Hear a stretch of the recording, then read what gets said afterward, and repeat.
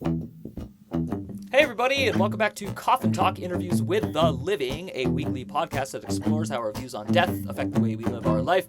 And I am so excited and energized for my last interview that I just did. It's with Aaron Scott. He lives in Manhattan, or I'm assuming around Manhattan. He calls himself the Prophet of Manhattan as a podcast venture, which is Prophet. But he doesn't actually call himself that. He's a totally normal dude. But he has like 20 plus years of experience on Wall Street. We're the exact same age, and it was amazing to hear his perspectives and takes on everything. We talked about so much and we talked about so many things that I decided to cut the episode in half and release half of it as this month's paywalled episode.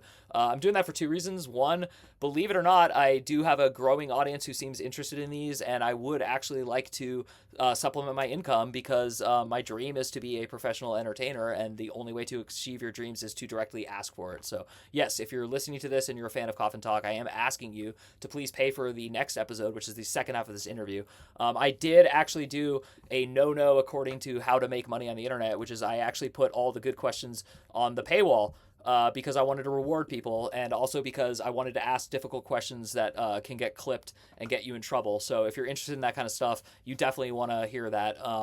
And it's just $5. That's all you got to do is pay $5 and you can hear it, and then you can download every previous one, and then you can cancel. I don't care.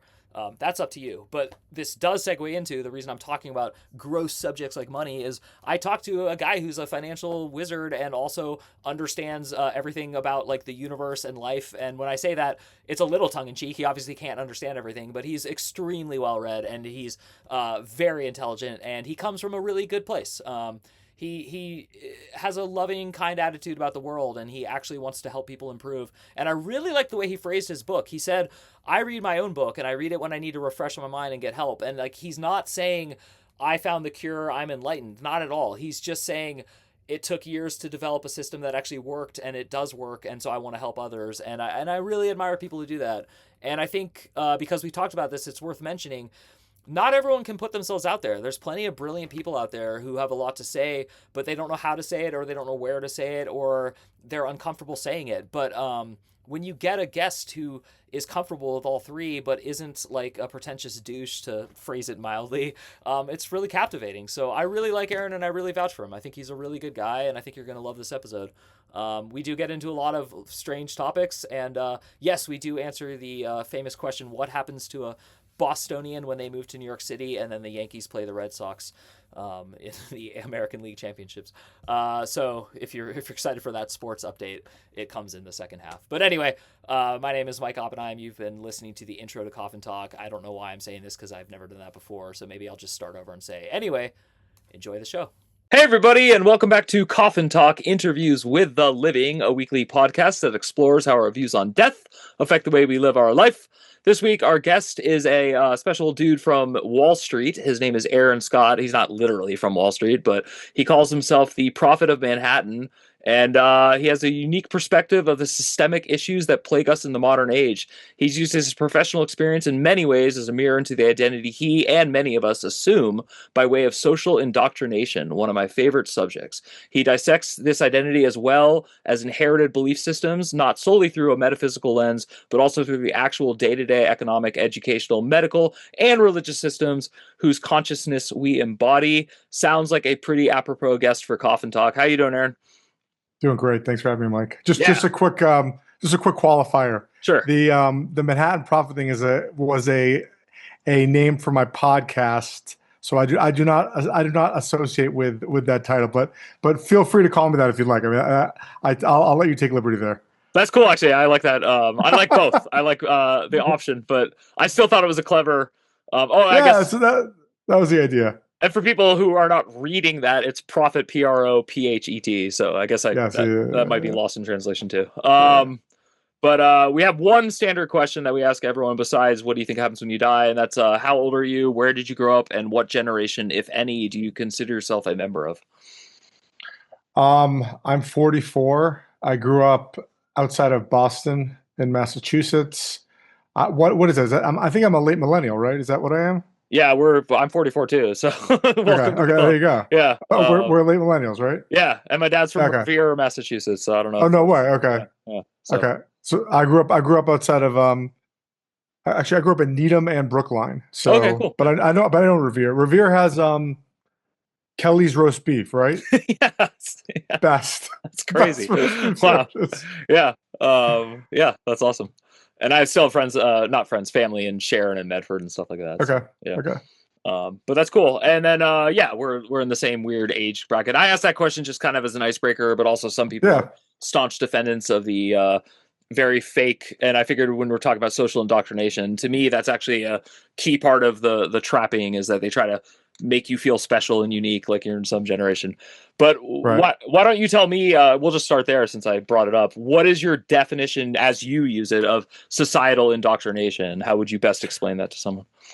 Yeah, well, I think that this is often missed or not looked at critically enough, and I think that really seeps into a number of different areas. I think primarily what happens is um, this sort of indoctrination or program, if you will, really kind of gets a stranglehold on our identity and on how we have elected to sort of structure our compass and then our engine thereafter in just living and navigating life, right? Like we're all, so many of us, I would say most of us, kind of just get up, go through the motions, and this is kind of like the normal life. This is how it is, right? But in truth, it's not just how it is, right? It's a we are following a blueprint, and most people don't take the time to kind of understand or look at what that blueprint is.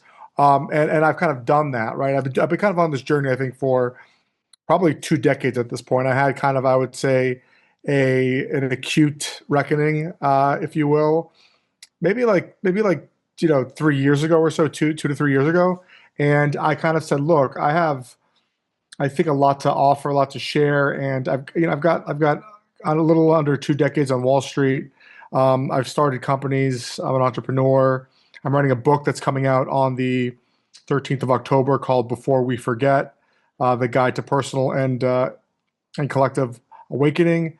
And I've really kind of put my foot forward in highlighting to people what sort of this societal program looks like and how we can really disidentify, if you will, from some of the trappings that exist with that. And so that was kind of like high level, like kind of very quickly.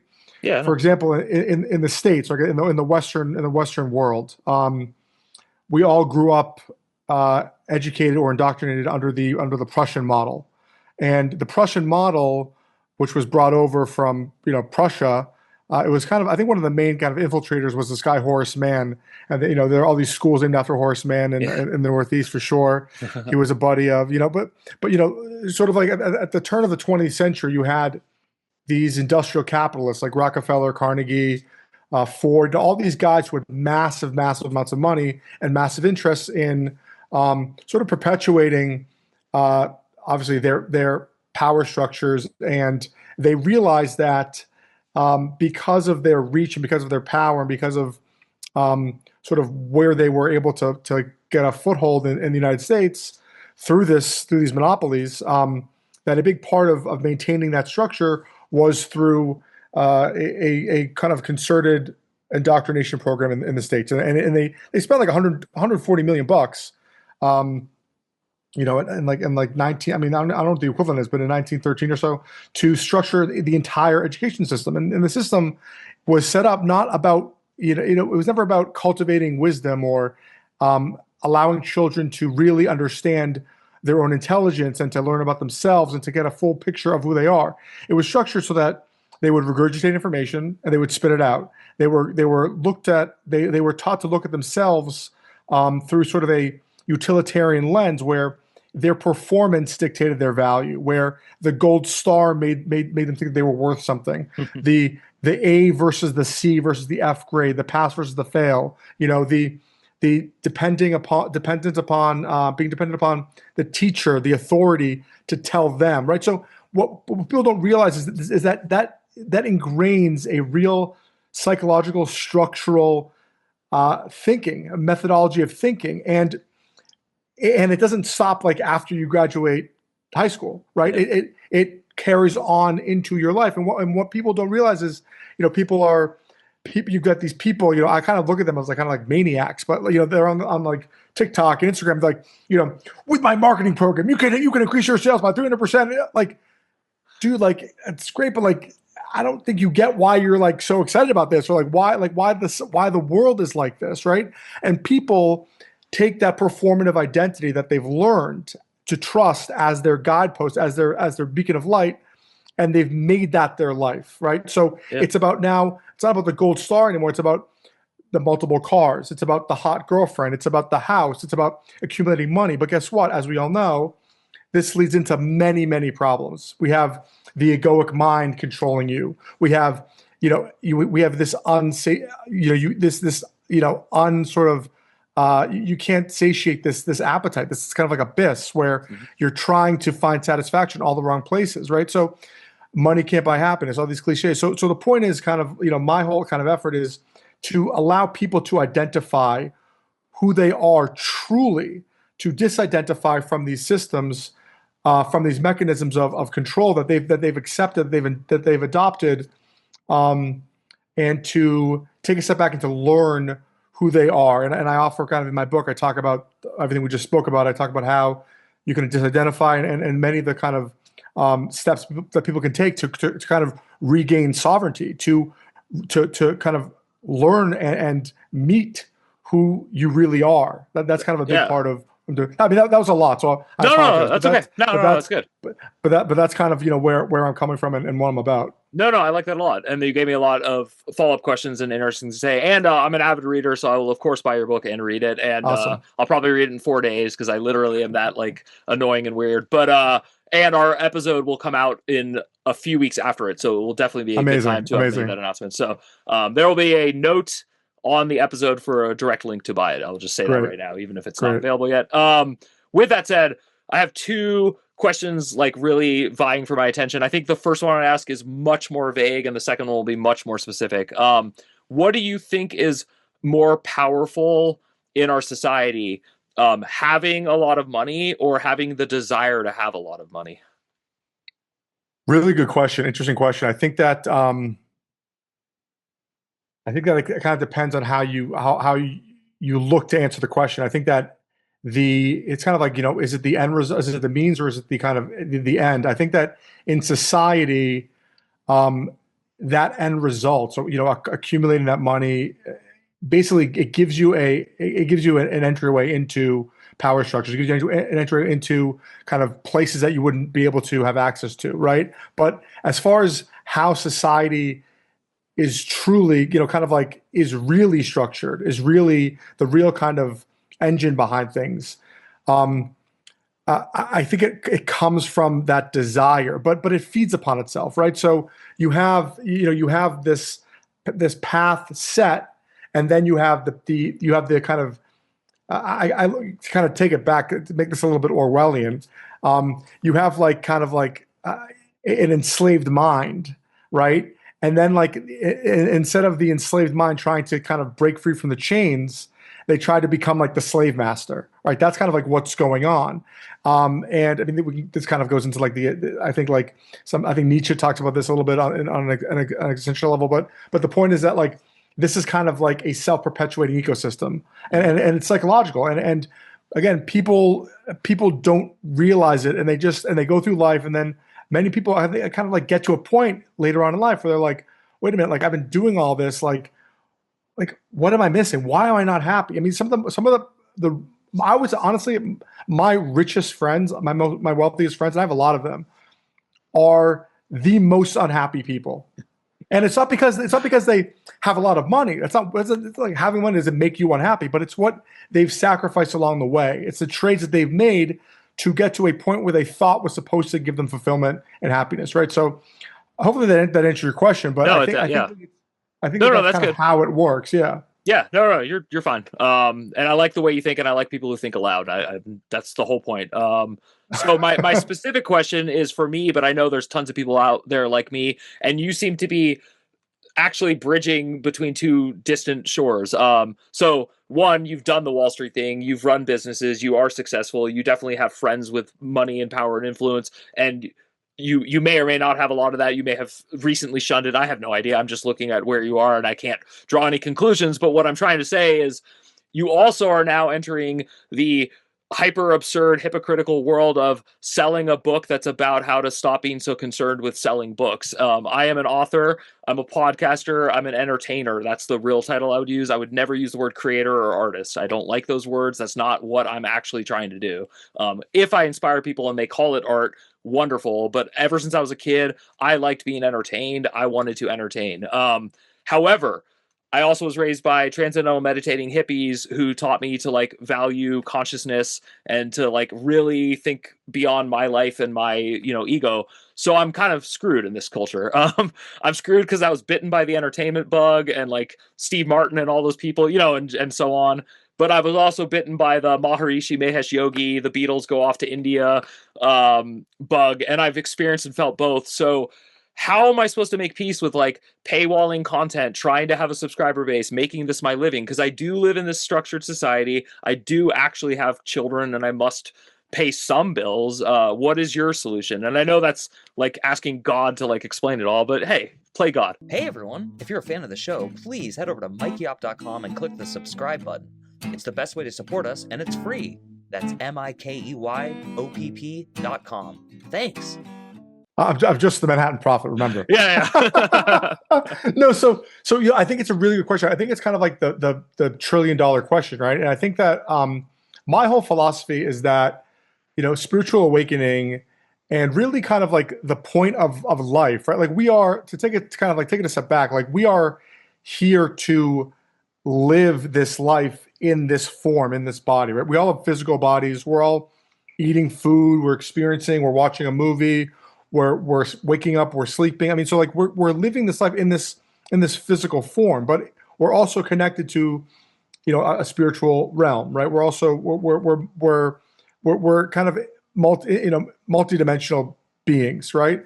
So it kind of like along the same vein, it's not about this kind of like spiritual bypassing mentality. It's to me, it's really about embodiment. It's about integration. It's about honoring both the physical and the spiritual. And part of that, and again, to your point, it's very, very difficult, but part of that kind of integration and part of that embodiment, in my opinion, is it's about doing the practical things, living your life, working for money, but it's about the means to the end. So it's about doing things to make money that you actually enjoy, doing things that actually nurture, that nourish you, right? That nurture that fire, that nurture that engine, because in truth, and I read about this in my book, the real life hack for me, the real life hack to exist in this kind of, contradictory reality, right? We can talk about like kind of like how skewed we are to the masculine side, but we haven't gotten there yet. But to live in kind of this reality is the biggest life hack is to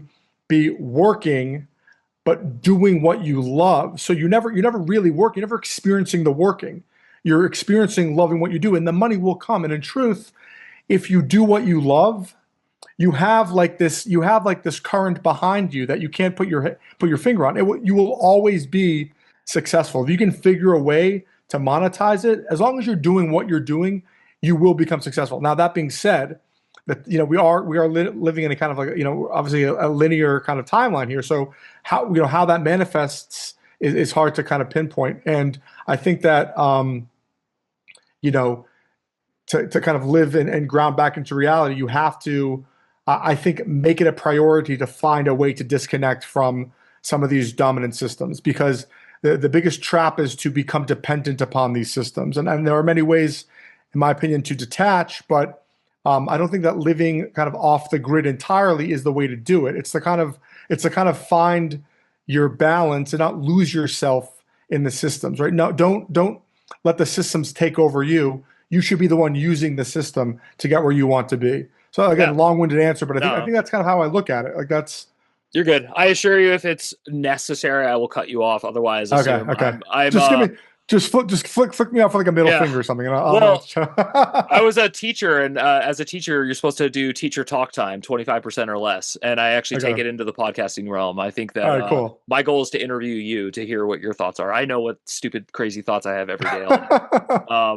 But I do have lots of questions about specifics about especially Wall Street and all that. I should also mention my dad is a institutional stockbroker of 30 something years. So like Okay. what you have done and do is like very familiar to me. I still read Barron's. I'm like very interested in markets, but it's more like the same way I'm interested in the NFL. Like I just like seeing the structures of things. With that said, where my dad and I have often butted heads is over the following question.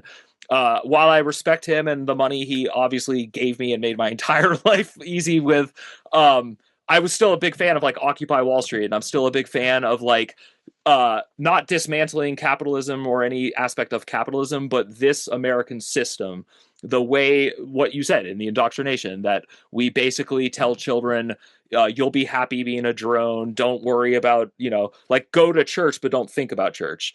Like read the Bible, but don't actually read the parts that talk about being generous and giving away your money. So how did you feel specifically as living in New York City when Occupy was going on? What was that like for you? Because you're clearly a deep thinker.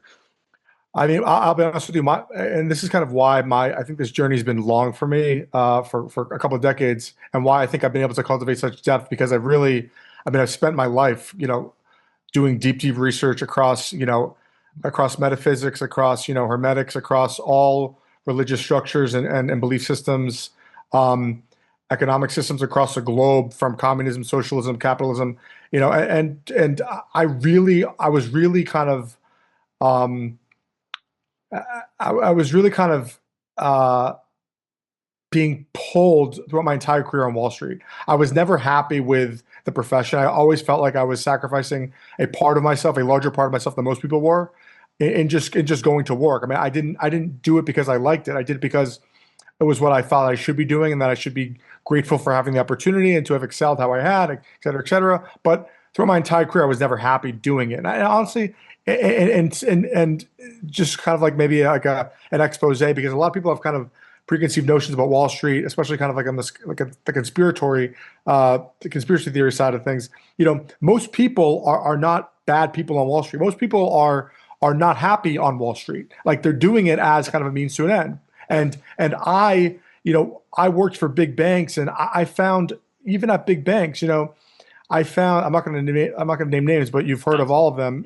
I don't want to get sued, but the point is that the hierarchical structure is so toxic. The bailouts that took place were absolute BS. I mean, the fact that homeowners en masse, in droves, lost their homes, but the banks that were too big to fail, which is the most concept in the world, especially in a capitalist society. I mean, in a capitalist market, in a capitalist economic system, companies are supposed to fail. That's the idea. I mean, if we're really living in this survival of the fittest construct, like they're supposed to fail so that others come back. None of these banks were too big to fail. I mean, let's call it what it is, right? They had too much pull within the power structure so that they didn't have to fail, right? So that idea is absolute bullshit. And I think that, where we need to really start making and looking at reform, and I'm interested to see kind of how this develops with Trump and with what's going on in crypto. But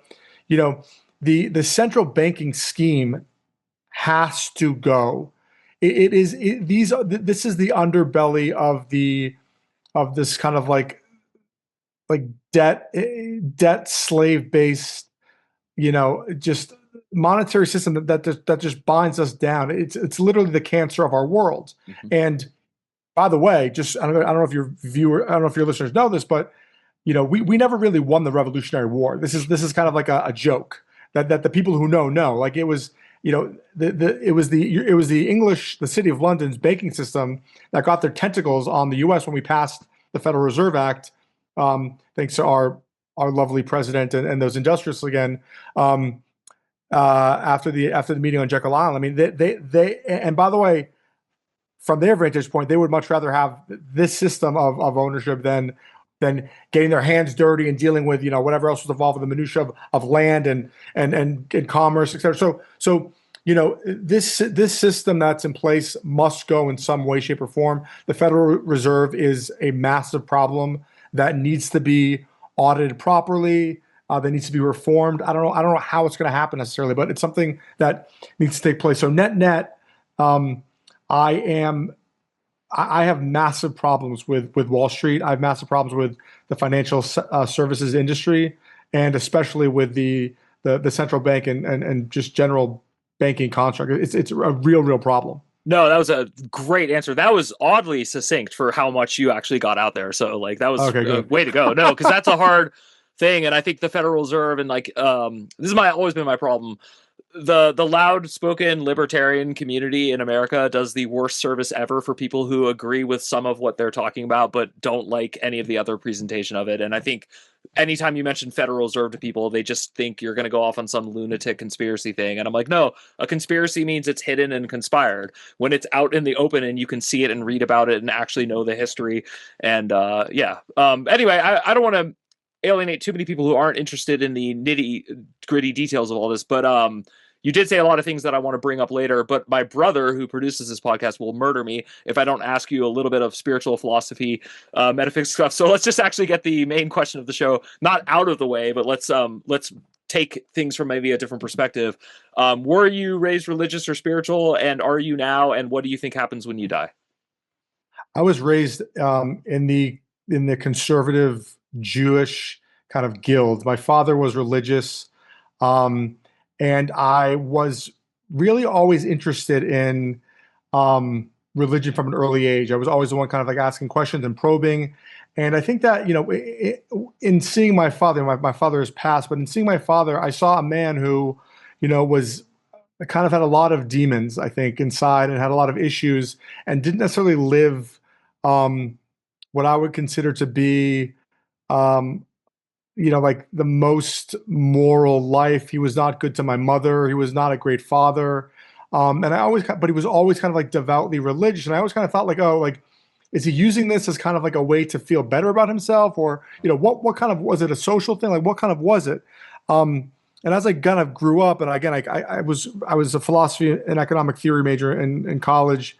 And as I kind of like was looking into these ideas around religion and reading about,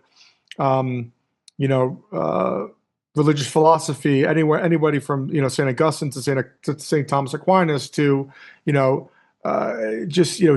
anybody who was really looking into kind of like the intelligent design or the doctrine, of Jesus or whatever it was, I always found issue with it. I always found like there was some kind of a dogmatic doctrine being forced onto somebody where you had to, with faith, accept something. And to me, that didn't seem right.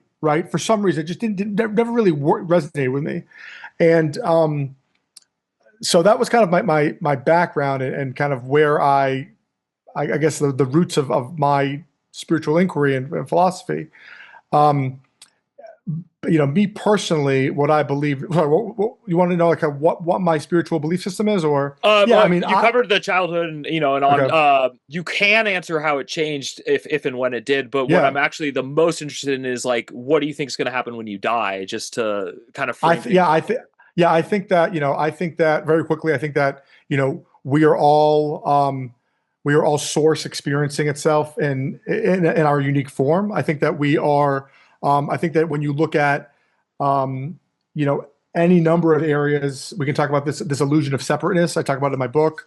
We can look at quantum physics, where we have now realized that consciousness is now the fundamental kind of reality. From there, matter is form. This is very different from the material, the scientific materialist paradigm that we were all born up in, right? So this is a big shift, right?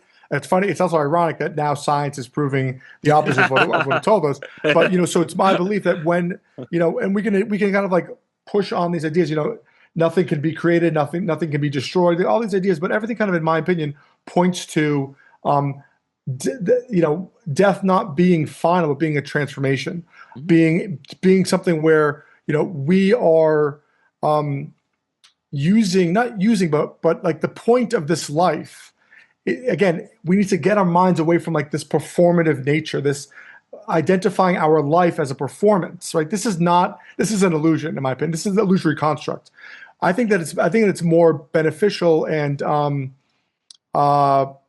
better way, if you will, to look at life as this kind of like journey, where on it we are consciousness. We are this unique consciousness where we are tasting, smelling, digesting, feeling good, feeling bad, loving, hating, right? And it's about how we take this unique experience, this unique life, and how we cultivate it to ascend spiritually, to evolve spiritually. And hopefully when enough of us evolve, enough of us can see that the egoic mind isn't what it's all about, that there's a deeper level here, that collectively we will detach from these old methods of these old constructs, these old methods of controlling society, of managing our own lives, of seeking power and greed and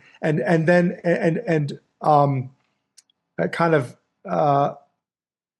lending ourselves more to the natural order of things. And the natural order of things, if you want me to kind of go there, is well, really let me interrupt think, actually, because I have a good question to ask right in this juncture, which is, I've noticed an emerging trend that I think most brokers and people who are interested in making money don't want to talk about, which is Gen Z is starting to opt out. Like, they're not buying alcohol.